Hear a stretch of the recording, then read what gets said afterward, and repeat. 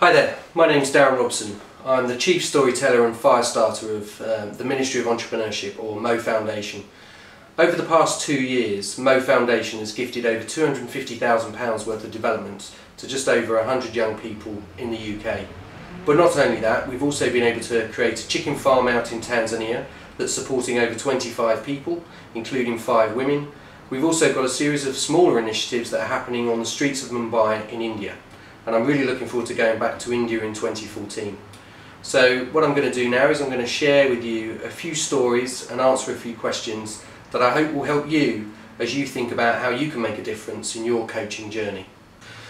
So question number one is, what was the original dream?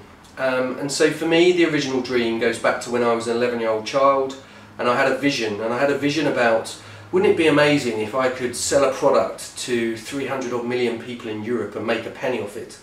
But I didn't think about driving around in a Ferrari. For me it was about, let's just imagine the change that could make in people's lives.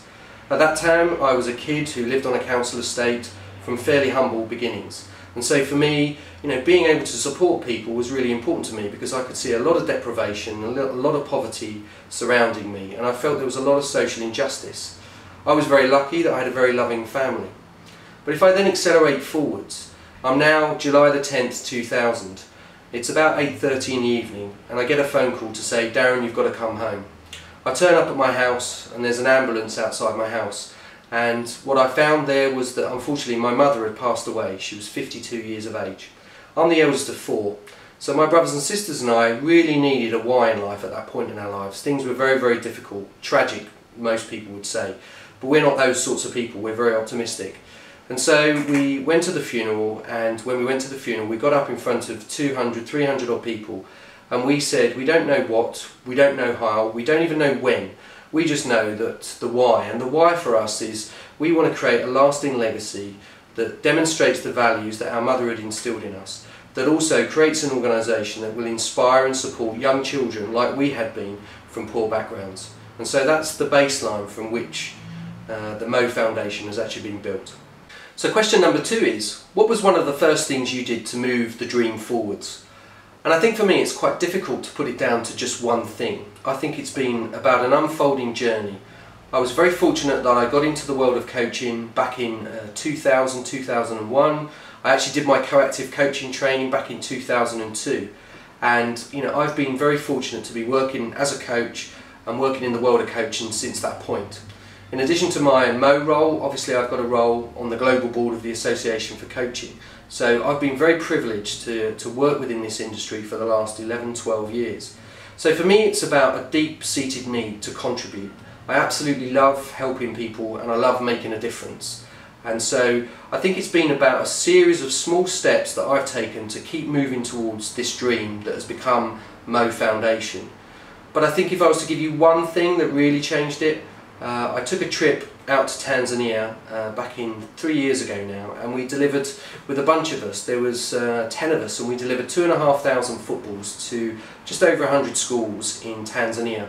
And it was an amazing experience. The kind of seeing the joy on these kids' faces as we gave them footballs and netballs was quite incredible. But I remember as I came home from that, I thought, this was great, this was an amazing experience, those footballs are going to be flat in another 3 months. This is not sustainable. And I think that was the moment when I decided, now I'm ready to create the Mo Foundation with my brothers and sisters and the community and family that we've built around it. Question 3 is about, what support did I receive on that journey? And I think there's been a huge amount of support upon this journey for me and also for my brothers and sisters. We've been surrounded by really wonderful people who all want to contribute something unique and different, if you like, their special gift.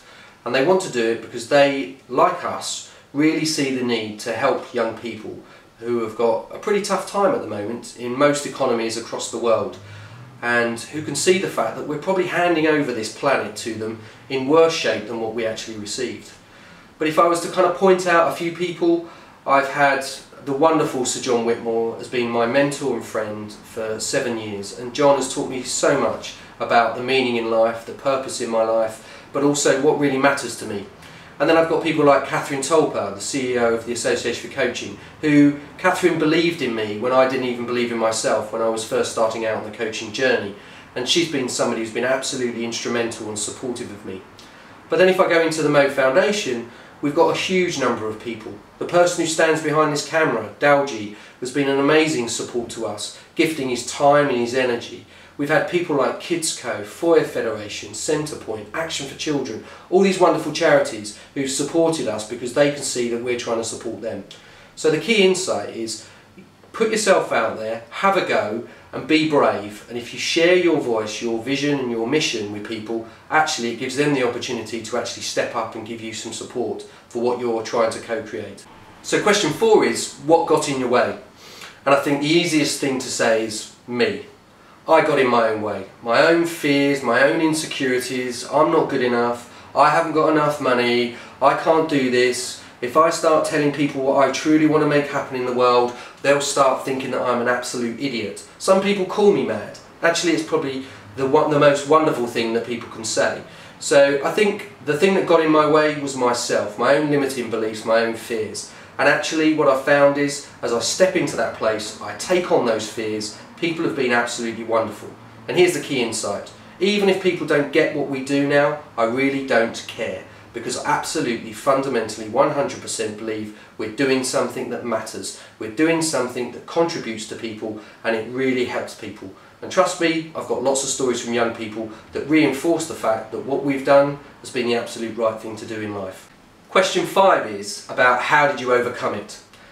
And I think it's about slowly with me. It's about keep going on the journey, trying to improve. I'd love to say daily, but actually probably not even daily, probably not weekly. I just try and improve every year. I try to improve myself. I try to become a better human being, to become a better leader if I'm in that privileged position. But I actually just try to improve myself every single year and try and just role model what I think is really wonderful collaborative leadership. So I think it's just about challenging your own fears, challenging your own insecurities, and actually if you've got a big dream, put it out there in the world, not unlike what Moyra has done here. Question 6 is all about, did I ever feel like giving up? I think it's a really difficult question. I think on some levels I probably did think about giving up at times, but actually if I really reflected and went inside of myself and really thought about what I'm trying to do, I really felt that I was just trying to make something happen that I truly believed in.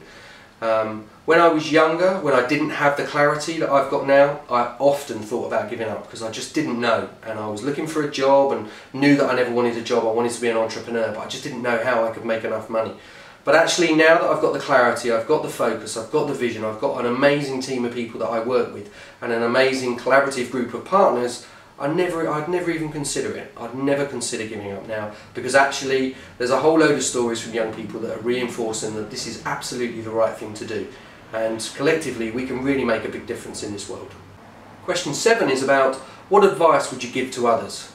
So I'll try and keep this really simple. Find yourself a really fantastic mentor or a coach, but a mentor for me. Somebody who truly believes in what you're trying to do and who helps you build the self-confidence and the resilience within yourself to actually make it happen. Once you've got that inner assurance, that inner self-belief, you will do whatever it takes to make your dream come alive. When you don't feel like that, when you feel insecure and you feel full of fear, you actually won't push yourself out of your comfort zone. So I think my key critical insight is absolutely find yourself a mentor, somebody who truly believes in your vision, and then get out there sharing that vision with people and enrolling people into getting to become part of this amazing collaborative vision that you've built. So question 8 is, what do you get from following your dream?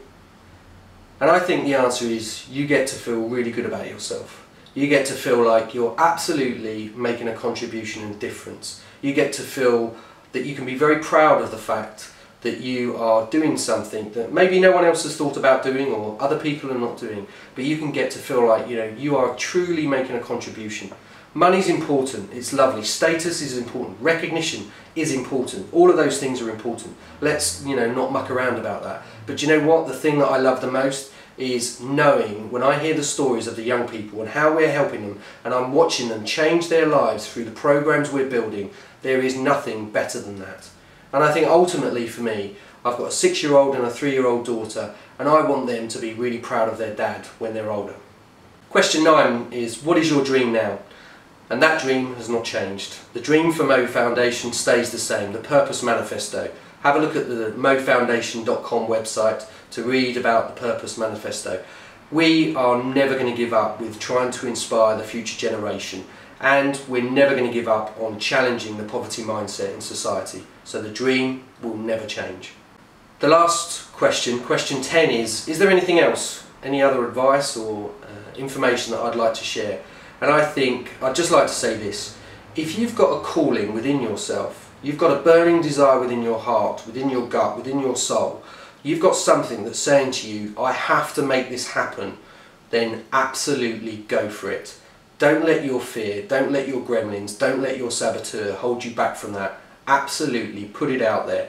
Dream the dream and then communicate and storytell about it. You'll be absolutely surprised about how many people will want to help you make that dream become a reality. And good luck. If we can help, you know where we are.